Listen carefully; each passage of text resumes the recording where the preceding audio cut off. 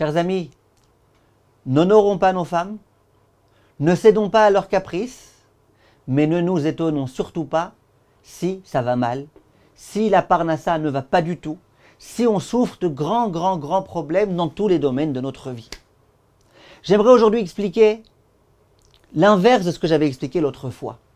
On avait dit l'autre jour que lorsque l'homme gâte sa femme et qu'il lui donne tout ce dont elle a besoin, psychologiquement, matériellement, tout le soutien dont elle a besoin, qu'il n'y a rien de meilleur pour que la parnassa commence à jaillir de façon extraordinaire.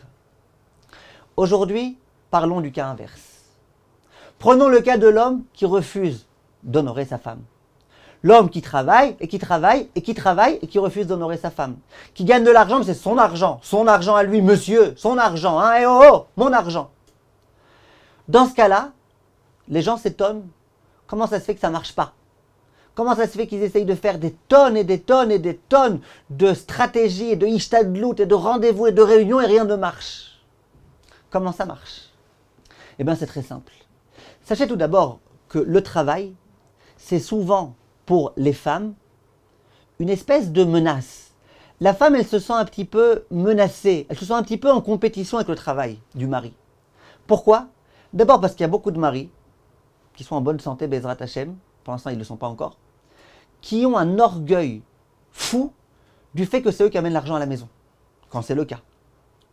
Et alors déjà, le fait que ce soit eux qui amènent l'argent, ça fait qu'ils sont hyper orgueilleux. Tu vas pas me dire quoi faire, c'est mon argent, c'est moi qui gère, arrête, t'es une dépensière, t'es une ceci, t'es une cela.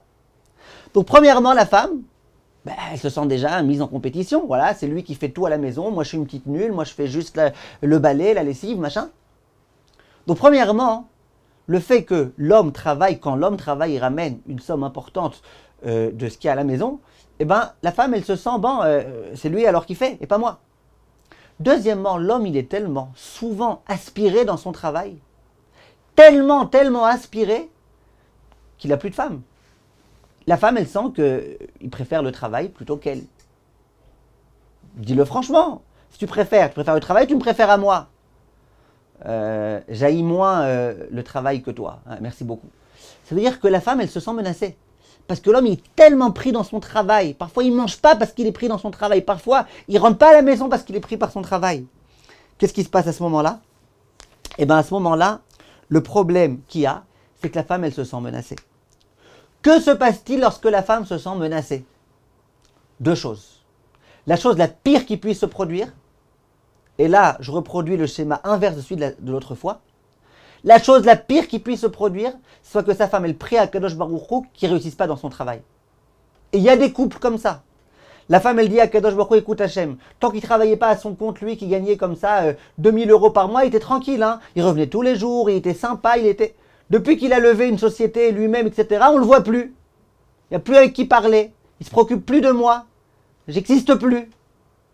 Ben voilà, moi je prie tous les jours à Kadosh Baruch Hu, s'il te plaît Hachem, fais que sa société ferme, qu'il redevienne quelqu'un de normal. Il y en a des tas des femmes comme ça. Souvenez-vous de ce qu'on disait la semaine dernière. La tfila d'une femme, ça a une force terrible, surtout quand elle est méritée, cette tfila. Donc premièrement, honorons nos femmes.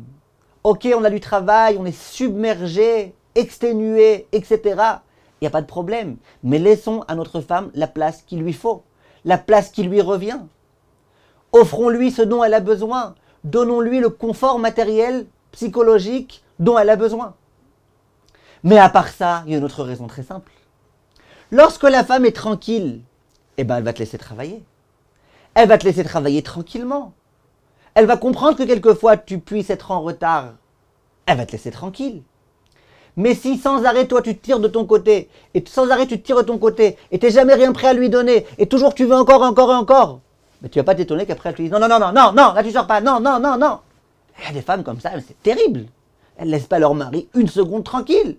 Mais qui est-ce qui l'a cherché ça? C'est le mari.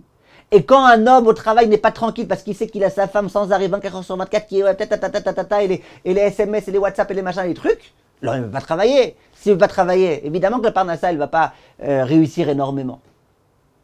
Tenons compte de ça, Bezrat Hashem. Faisons des efforts considérables. On continue la prochaine fois. Merci de votre attention.